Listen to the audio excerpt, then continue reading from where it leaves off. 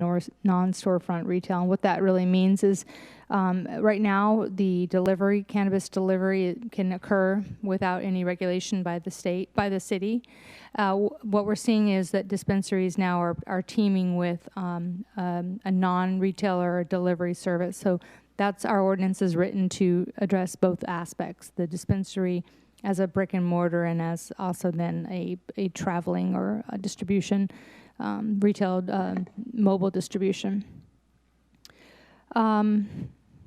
And all of the ordinance requirements, we did work extensively with the various departments, fire, police, and city attorney's office in terms of developing an ordinance that is for the best of the community. And then through the permit process, which I'll cover in a moment, we actually will be collaborating with those departments. Just to hit some of the best practices in the ordinance, again, these are the same but a little more robust best practices in terms of all the manufacturing and distribution ordinance. For example, we still have a real strong cash handling requirement, manufacturing and distribution. There's not as much cash on hand, so this is an add-on where we really believe a cash handling plan is required for dispensaries. Cameras for surveillance, that's consistent with manufacturing and distribution. That's what we have in that ordinance as well. And then collaboration, obviously, with the police departments. Buzz to enter, that's a system that is works well, and it's really intended to just ensure the safety of patrons as well as employees. These are requirements that are embedded within the ordinance as well. We will be looking at the neighborhood compatibility, noise, traffic, parking, ensuring that where the dispensaries potentially can go is not going to cause a problem with the neighborhood where, for example, that there's sufficient parking or that the operations for the shopping center are structured in such a way that you're not going to have trickle parking into neighborhoods. And we do have parking standards of 1 per 250 in the ordinance, which coincidentally, or maybe of interest, many ordinances didn't have the parking standard specifically called out, the ones that we looked at. Permit process is consistent with how we're currently reviewing the permits for manufacturing and distribution.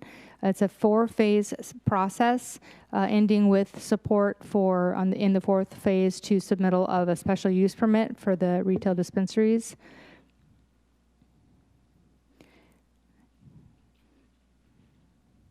With this process, on the second bullet, there's a multi-step vetting process, as you can see in the prior slide.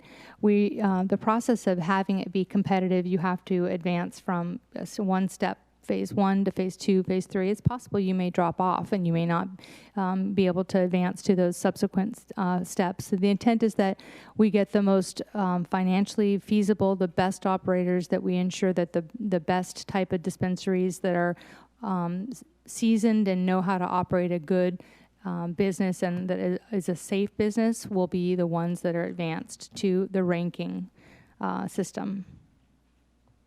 And there is a fee for each step. We've talked about this earlier from July. The direction was to go ahead and support 6 retail dispensaries as part of this first year, and then we'll hold 2 applications back for local applicants, and then 5 for manufacturing, and then hold 3 back. We're in the process right now of developing our local equity program. We had a very good community meeting where we met with business owners and residents who are interested in getting in the cannabis arena. Really good meeting where we were able to get some meaningful input, and we're in the process of developing that social equity component. Here's some pieces to what we considered and what we brought as part of the social equity program when we brought it to council. Yearly donation, 1% of gross revenues, donation to be approved by the city manager and police department, police chief, with it being directed by the applicants. Also the requirement for local hiring. And again, these are items that we developed as part of the conversation with the community, as well as what we presented to council. And some of these will evolve as we develop the social equity permit, the social equity program further. We'll be envisioning bringing that back to council probably in the next 6 to 8 months. Again, these are things that we identified in the equity program: $25,000 one-time donation into a reinvestment fund intended to be used for incubator purposes. And I think we'll be able to get in front of council a little bit earlier. We conservatively we said winter 2020, but the program's coming along nicely. I would envision six to 8 months before bringing it back to council, and we will have community input again on that. And then I just want to give an update. Although we are talking about just about the retail, the application window has closed for manufacturing, testing, and distribution, and we're in the process right now of reviewing those applications. So the ordinance before you is a retail dispensary ordinance. It has many of the very similar elements of what the council approved as part of the manufacturing, testing, and distribution ordinance. Has a little bit more robust provisions for cash handling, and staff's recommendation this afternoon is that the Housing and Economic Development Committee recommended the City Council approval of this zoning text amendment to regulate retail cannabis dispensaries within the city. And I'm happy to answer any questions that you may have. Thank you very much for the presentation. We'll get started with speakers. First speaker is Nancy Lindholm, to be followed by Lois DeLuca. Good afternoon, Chair and members of the committee. Nancy Lindholm, CEO of the Oxnard Chamber of Commerce. Just a couple of quick comments.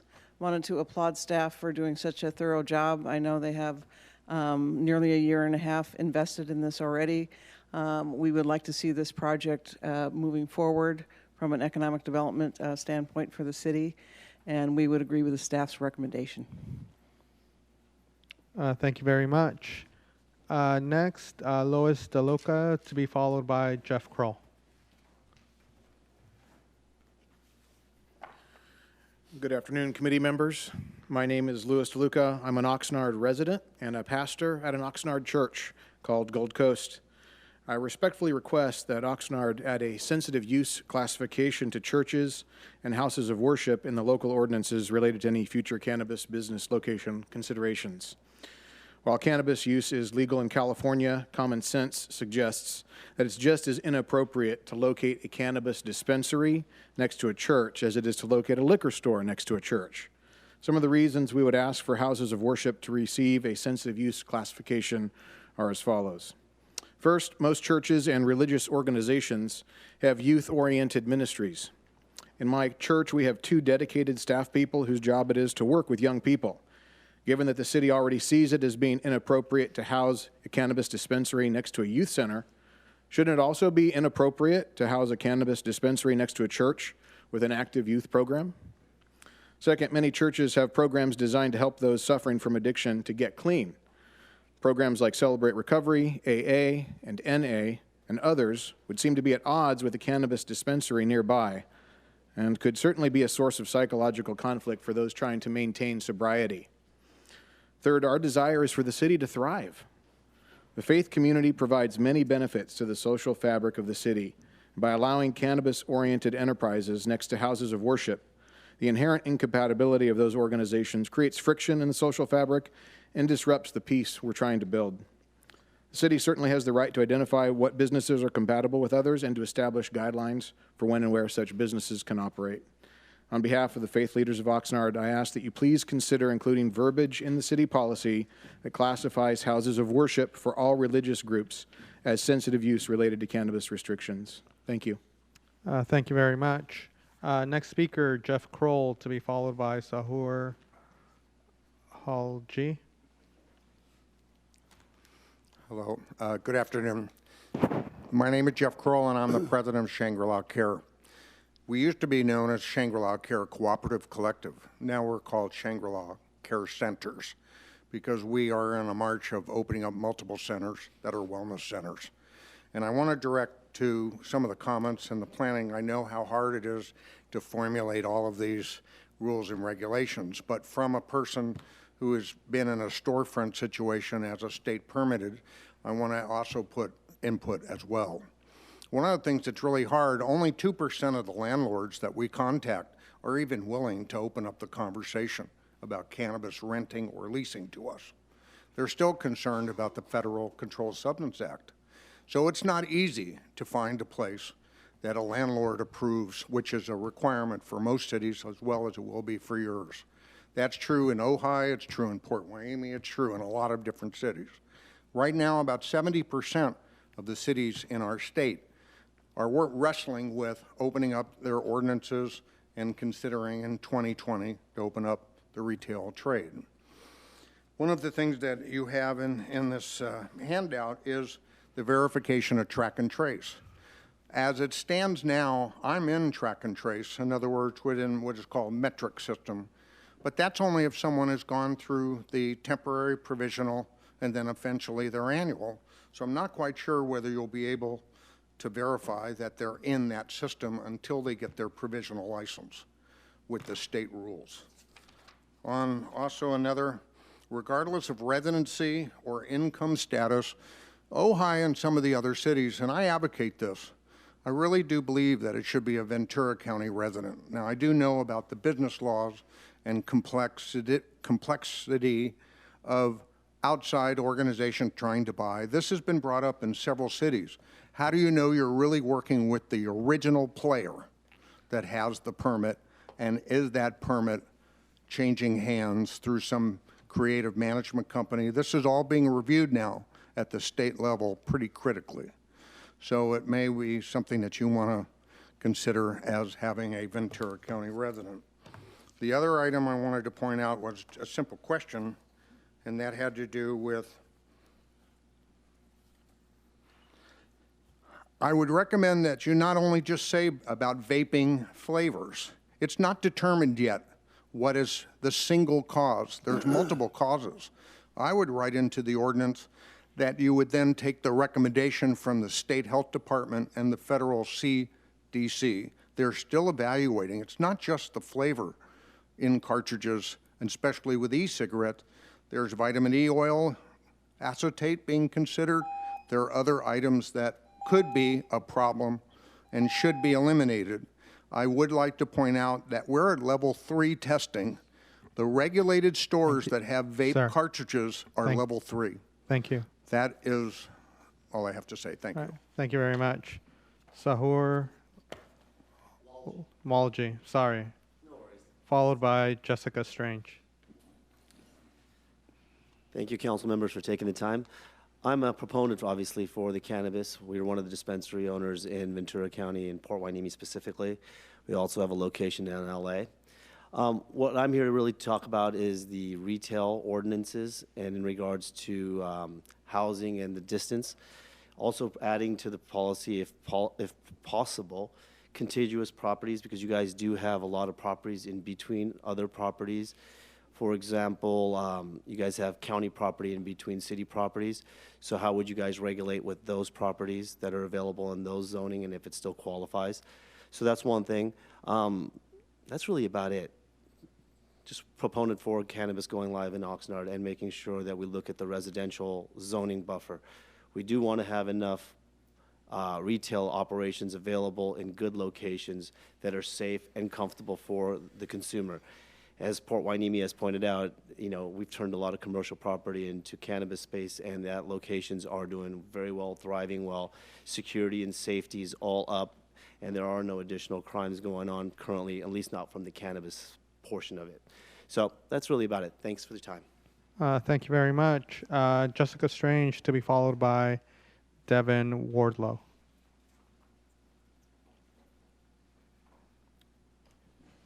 Good afternoon.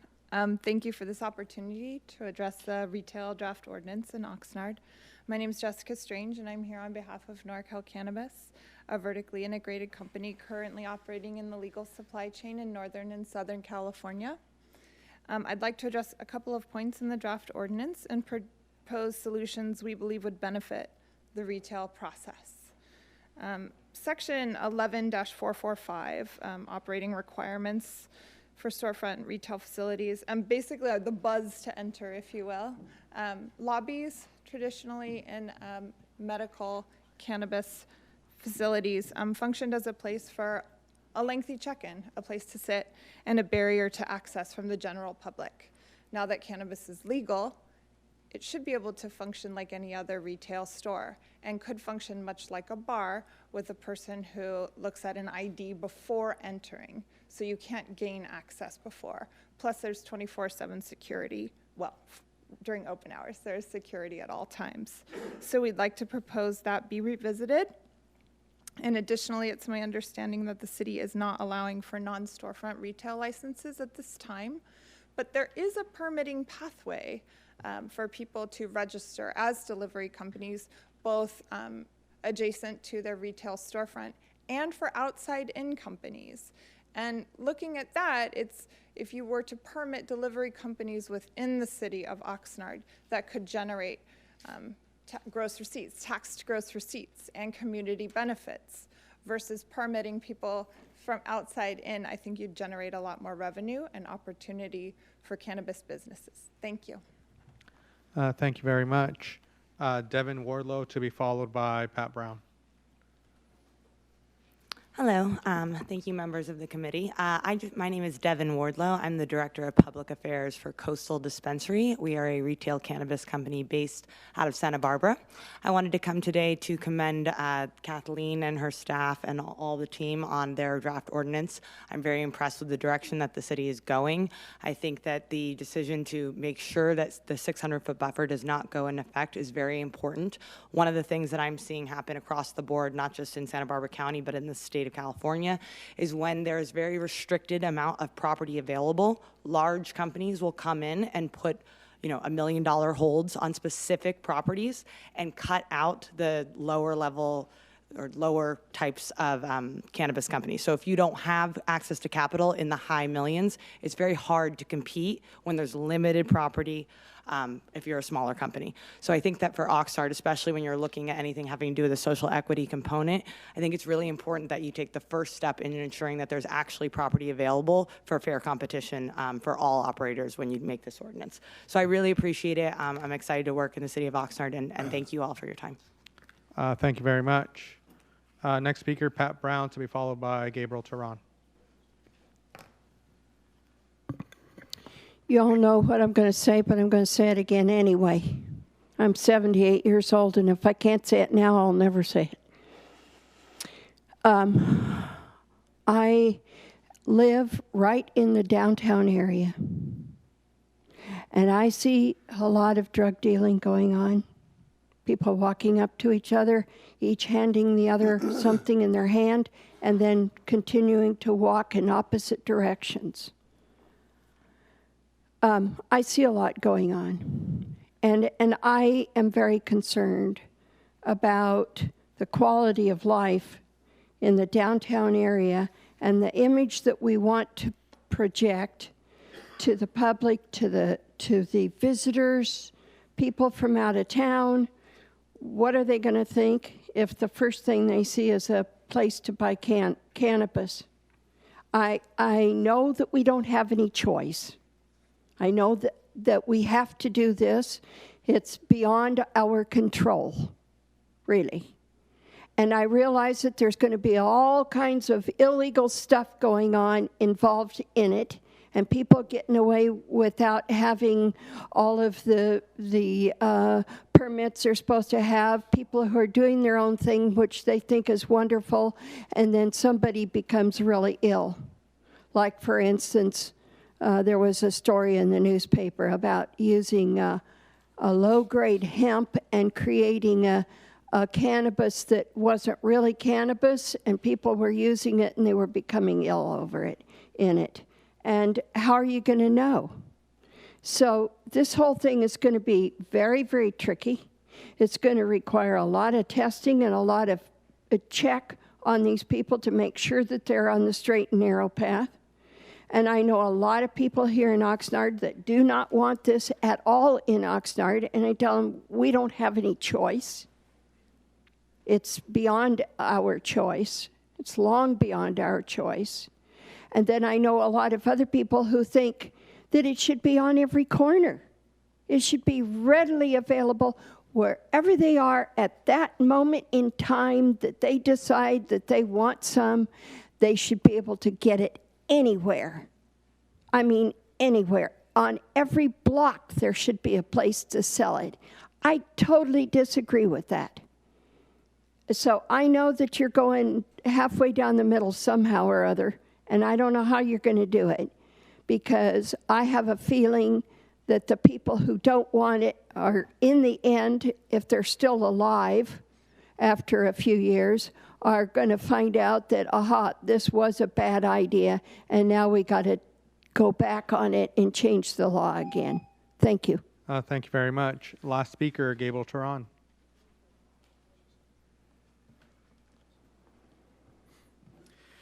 Thank you, committee members. Good afternoon. My name is Gabriel Turan. I'm the Fremont South Neighborhood Council Chair, and I'm also a Vice Chair on the Inter-Neighborhood Council Organization. I had sent correspondence to you earlier today in regards to a presentation that was done with the INCO in regards to a cannabis survey that was done with residents through that system as a result of presentations that were done by the Planning Department and Ms. Mallory and Mr. Lambert. And I won't go too into depth with the details of that because you have those notes to refer to if you'd like through the video I sent. But I just wanted to focus on the proposed recommendations from the INCO chairs who reached out to their residents and were able to help with the survey. And the fourth recommendation out of all of them was focus on providing outreach, education, and input opportunities for residents who are concerned about commercial cannabis activities. And I wanted to specifically bring that up in person because as the person who actually helped with the implementation and evaluation of the survey data, there was not an insignificant number of people who were not supportive of any type of cannabis retail activities within the city.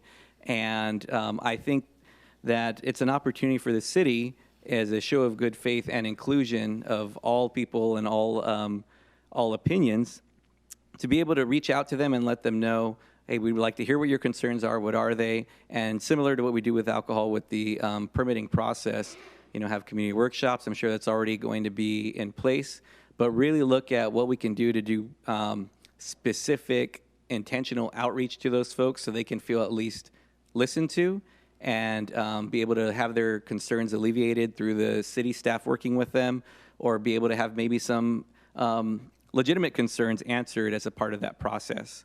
So, in the past with the city outreach efforts, I know that sometimes they're really great and sometimes, they don't really hit the mark. I think it's an opportunity for those people who were concerned about cannabis activities to be able to be listened to and actually have an opportunity to speak their piece and feel listened to and actually be able to have their concerns addressed in a very intentional way by the city. Thank you very much. Thank you very much. Continuing, we will move on to committee member comments. We'll start with the mayor. Mayor Flynn. Thank you very much.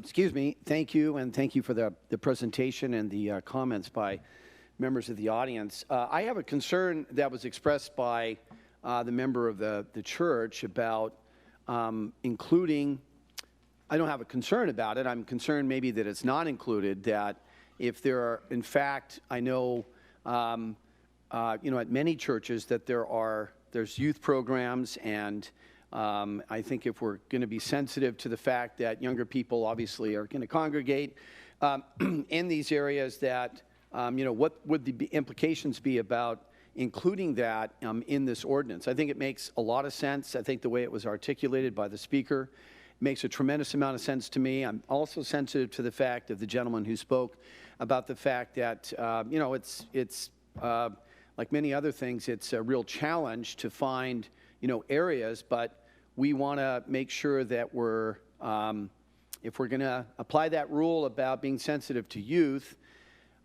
with schools and other areas, boys and girls clubs, things of that nature, why wouldn't it be also churches? So I just have a specific concern about that if it's not in the ordinance, that we should look at that. What would the implications of that be? And Ms. Mallory, I'm wondering if we could look at the map again, just to take a look at this, because I think the map...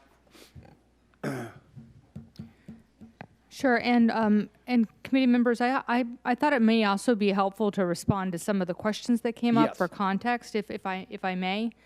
There was a few questions. One about kind of the parallels with churches with alcohol permit systems. So we don't, with our current alcohol regulations, we don't use churches as a separation factor. So that was one point that was made. The other was a question about the track and trace. It's very standard. Most cannabis ordinances address track and trace. Of course, if they're getting a provisional license and after they've secured a DDR or development design review permit or a special use permit, of course we would implement and require a provisional track and trace license before the final is in place. That's standard, and most cities do that. The provision dealing with the licensing of non-storefront delivery and the question of how do you regulate that, they're allowed right now. If you want to deliver cannabis within the city, that's allowed by state law. The city can't regulate that. Our ordinance does require that they secure a business license and all required city permits, just so we have licensing or regulations of, so we know that that business is operational. And then there was also a question about another section. Sorry, can't remember all that. There was another, I'm sorry? Thank you. Really important one, the buzz to enter one. Thank you, Mr. Lambert. And that is something we feel very strong about.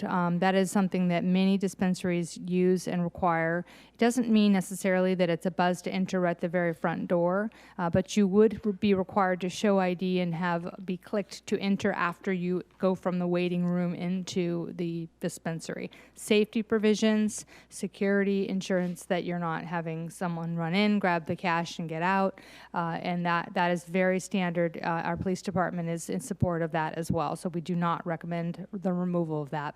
Those are the comments that I believe I heard. And now, Mayor, you would ask for the map.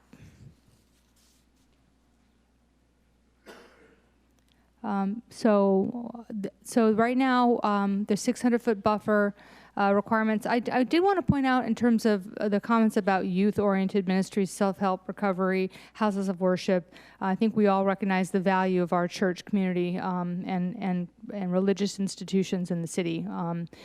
There is a little bit of a nuance to that, which is something, if this committee makes that recommendation, we could look into. But how do you define a youth facility? How do you put your hands around that? Is it one that has, a 7 to 9 p.m. youth program on Wednesday nights?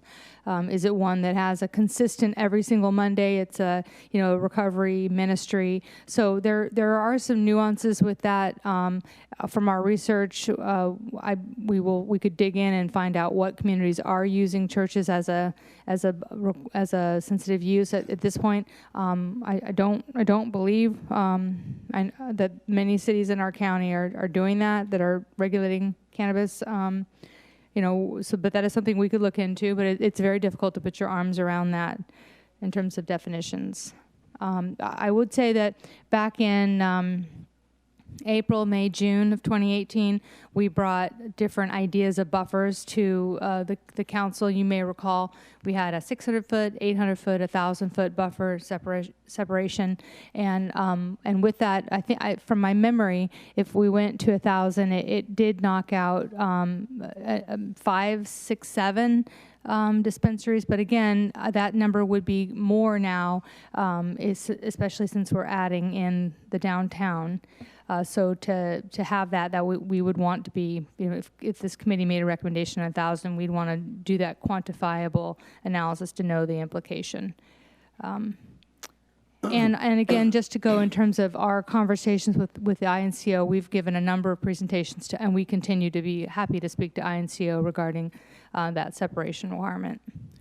Thank you very much, Ms. Mallory. Mr. Chair and also Committee Member Lopez, I just think that, when we're looking at the map right now, what we can see for the most part is, given what the current restrictions are, that it's already fairly restricted throughout the city. I mean, that's probably an understatement if I'm correct, Ms. Mallory, that the areas that are all obviously in red, it's noted on the bottom that it's the retail area, correct? That's it would be correct. eligible for the dispensary, is that correct? It would, and in addition to the downtown areas we're recommending. So I don't know if just how many of those areas would apply to what we just talked about, But I would just, and I'm not trying, on the other hand, either to over encumber the staff on this particular issue, because every time we add a component to something like this, I mean, it really does, you know, it does change it significantly. And if we're in effect almost imposing a ban on this by continuing to put more and more layers of it, then obviously that's not good. It doesn't make common sense. But I think getting to the core of it is exactly what you said. What really defines maybe a youth component, which is crucial, I think, as a sensitive area. And I think really coming up with that definition, maybe therein, is really at the crux of it. And I understand also recovery, houses of recovery are also very important. So again, I'm open. I just think that the request that was articulated by the speaker was a very common sense, practical one, and if we can somehow incorporate that into our ordinance, I think it would be potentially really good. Mr. Chair, thank you. Thank you, Councilmember Lopez. Great. Thank you, Ms. Mallory. And I do want to, acknowledge that as we have the map up here, that and agree with our mayor that it does. How much more can we add? And I do hear the concerns of the community and especially the church community. But how much more are we going to add and really close in to ensure that this is going to be a successful part of our economic development for our city? So I do hear the concerns, and I think if there's opportunities to work with the church community to address those, that door is open for communication. So I other than that, I think I appreciate the feedback, especially on the concerns that have been brought up by those who are already in the industry, and the explanation of why some of these are in place, looking at the safety not just of our community but of the businesses themselves, considering the banking side of cannabis isn't fully there. So can we look at the downtown map though, just to because it is a little small. So in this map, what we're looking at, the allowable spaces would be the ones in the bright pink red. Yes, it would be on the very bottom where it says downtown core, downtown G general, and I want to quickly the granularity on that one isn't great. The point in. So the pink areas are parcels that are being considered for cannabis retail. It's the additional two new zones that we're recommending, the downtown core as well as the downtown general. So it's those additional areas. Just read. Kathleen, to clarify, is it just the pink areas in the downtown that cannabis could go? It's my understanding that it's the pink in addition to the other black as well as black downtown core and then downtown general. But the pink are outside the buffer, I believe. I'm just trying to read only the in pink here. in that area, because the other ones are knocked out from church or from parks or other uses then. Right. Uses. Yeah. Thank you. Thank you for clarifying that.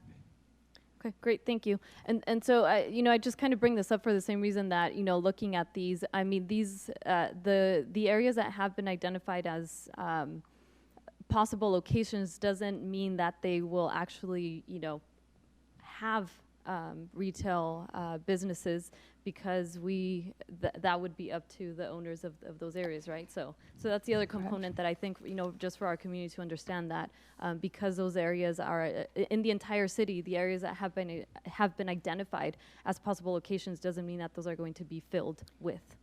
Correct. the Yes. businesses. And if I can also add, our process requires a special use permit, which does require a community meeting. It does involve posting of the site as well as mailing within 1,000 feet of the property. So there is definitely the opportunity to continue having that conversation with the uses in proximity, and that's what our community workshop and notification process is for. Great, thank you. So I think that is definitely an invitation for the rest of our community and the residents to really stay engaged throughout this entire process. That isn't just about right now, but moving forward as the businesses do develop in our city. And lastly, I do want to thank you for bringing up the update on the social equity program that I think is very valuable and very important. And I know that there's been some really good feedback from different groups and everyone. So I do look forward to seeing an update as this is developed and encourage that to move forward. Thank you. Thank you. Thank you for the presentation. Actually, I know this is, even though I've been pushing for it, and I know that it's a tough issue because we're almost there, but we have, I think not just us three, but the 7 of us are all not necessarily be all in on every little single detail. And something that, I keep remembering after hearing the mayor and Councilmember Lopez is something that Councilmember McDonald said last time this came to us on the city council, that, we're overthinking this. We are putting too many barriers in front. And I think, honestly, that's kind of what we are doing. However, what everyone came up and spoke today, everyone had a point, everyone's point was valid. And, ultimately, yes, there's things here that, I would like changed. And, there's still time for compromise. I know that, by doing this, we keep delaying the process. And, just like beginning with the downtown, you said the magenta colored ones are the ones that would be allowed? Yes. Yes, because that would be that we would be right next to the library, technically, possible location. Right next to the library, and that, again, is another place for children. Although, and this will probably become a bigger story later, but technically another spot is right next to the administration building of the Oxnard School District. Even though I know that they are planning to move in the not so distant future, that's still right next to the Oxnard School District. And lastly, there hasn't been no formal vote as part of the Oxnard Downtown Management District, but just from a straw vote based on board members, the majority of the board members were against having any retail cannabis in the downtown. I know that there has been no formal vote, so there's nothing formal about it.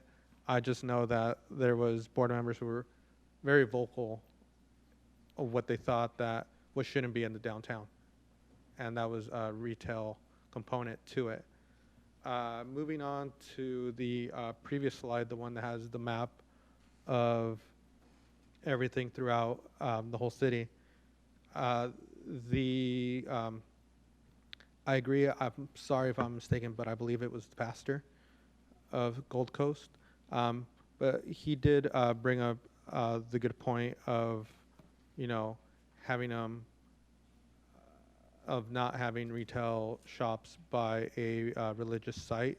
Obviously, you kind of answered that question with the mayor's comments. But at the same time, maybe when it comes to the full council, what would it look like if, there was, a barrier around religious institutes? At the same time, I know if we did that, we would really be cutting this map up. We'd probably leave close to nothing. So, what would it look like, and maybe instead of 600 feet, we had 500 feet? And these are all like different things, because I know some of the things, especially in South Oxnard, I know that there could be more retail, and I know some of these places are probably about close to the 100 feet border. They're probably they're somewhere in the 500 range, and that's what takes them out, especially in South Oxnard. So, that, I don't know, could hopefully maybe open up more retail. Because of right now, it's predominantly looking at the northeast end, which is actually my district, but it would be all mostly in an industrial area and up along Gonzales and the freeway. And, you know, I honestly, if you asked me, I think it's away from most residents. And I think you probably hear little complaints, but I do know that there are, actually just yesterday, found out that there is a like church right by the freeway. Had no idea, went there yesterday and realized that there was a church there. So I know that, you know, this is ever evolving, and like a previous speaker did say, you know, at the same time, the smaller the map gets, the harder it's going to be for someone to actually purchase it. It's going to be ridiculously expensive, and we might even take a lot of people out of the business altogether. We might not even be able to get 6 shops. Not even talking about 8, probably might even get 3 or 4, simply because of price of property. It's like anything that you've seen with the housing crisis that we have in the state, supply and demand. And if supply is low, the demand is going to be very high. So that's something we have to take into consideration before we get through with this. So do we have, or voting? Yeah. Go ahead. So I think what I'm hearing from the council is generally what staff presented, particularly our feedback to the commission's recommendations, are acceptable to the council. However, you'd like us to at least look at church/youth programs, at least be able to present to the full council what the implications of that could be as far as how much it would reduce available property, and we can include that in our presentation to council. It is a little bit of an imperfect science because we don't all have data on what youth programs are available. And I guess the question for the council is, are you mostly concerned about churches or churches that might have a youth program at the church, just so I can get some clarification from the council? I think it's, I think we should just, as a practical suggestion, just start with churches, because we'd have to contact every church to find out if they have a youth program, so that would be ridiculous. And I mean, so I think just churches, and what would that do? And, you know, it might very well be, as I'm looking at the map, just to say to the fellow committee members, and I really appreciate the comments they articulated, that when we're looking at this, you know, I just can't see, with the exception, and I'm thinking, I know that there is one church in off of Oxnard Boulevard in an industrial area, so I know about that. I think it's St. Paul's, and I'm not really able to really identify from the areas that are left over where it might be, but it might very well be that it's 1 or 2 of them, and no. I don't know. No, there's New Life down Rice. Yeah. There's Gold Coast by Del Norte. And so, you know, you're going to start growing, storefront churches. Yeah. So you're going to have a lot. So I would just suggest to the committee that I would say many, if not most, churches probably have a youth component to their program. Maybe it gets into a little bit too much into the weeds about what really constitutes a youth program. And I would just suggest to the committee, we just look at the church element, see if that's practical or not.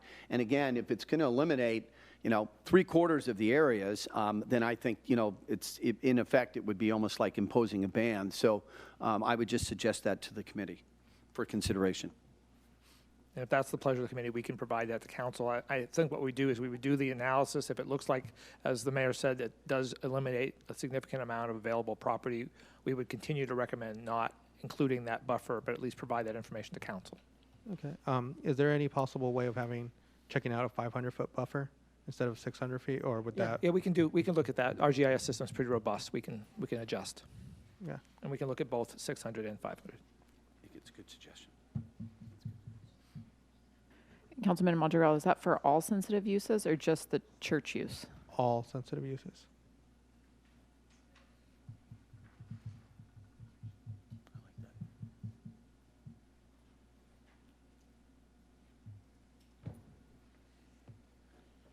Okay. And other than that, is there some recommendation? It's just, Mr. Lambert, is this to receive and file, or is it to recommend it to the city council that it go forward. It'd be preferable that the committee recommends to council, so it sounds like you're recommending approval of staff's recommendation with that additional caveat about the 500-foot buffer for all sensitive uses and evaluating the idea of a buffer around churches. Very well. All right. Thank you. Motion. You need a motion. I move the motion. Second. Call for a vote. Chair Madrigal, Aye. Member Lopez, Aye. Member Flynn. Aye. The motion carries 3-0. Thank you very much. Next item agenda, item E, items for future agendas. Mayor. Mr. Chair and Committee Member Lopez, I'd just like to add that the Rules Committee, or whatever it could be called, the Agenda Planning Committee, which meets on Monday morning at 10 a.m., is taking a look at a more exact look or a more precise look at the future committee item suggestions. And the city manager is looking to work with those committee members throughout all the committee member system about what actually needs to come to committee, or if it's just information that individual committee members would desire. So I want to say that as we look at the agenda planning through the, as we go through the agenda planning process, we're very conscious and aware of the fact that there are outstanding requests for each and every committee, and the city manager is looking at that more robustly. Thank you. Councilmember Lopez. I don't have anything, but I have to ask, going back to the item if I can, looking at the 500-foot possibility, is that even allowed considering this, what the state? Councilmember, the state is clear. You can reduce that buffer. It's within local jurisdiction, so we can do that. Even from a sensitive use like schools? Yes, you can. You can reduce the standard. The 600 is the state, and locally you can take it down to any number or up any number you want. Okay, thank you. I just didn't want to go home with that question. So. No, absolutely. Thank you. I have no items for future agendas. With that, we are adjourned. Thank you very much. Thank you. Good meeting. Thanks, guys. Thank you. Thank you very much.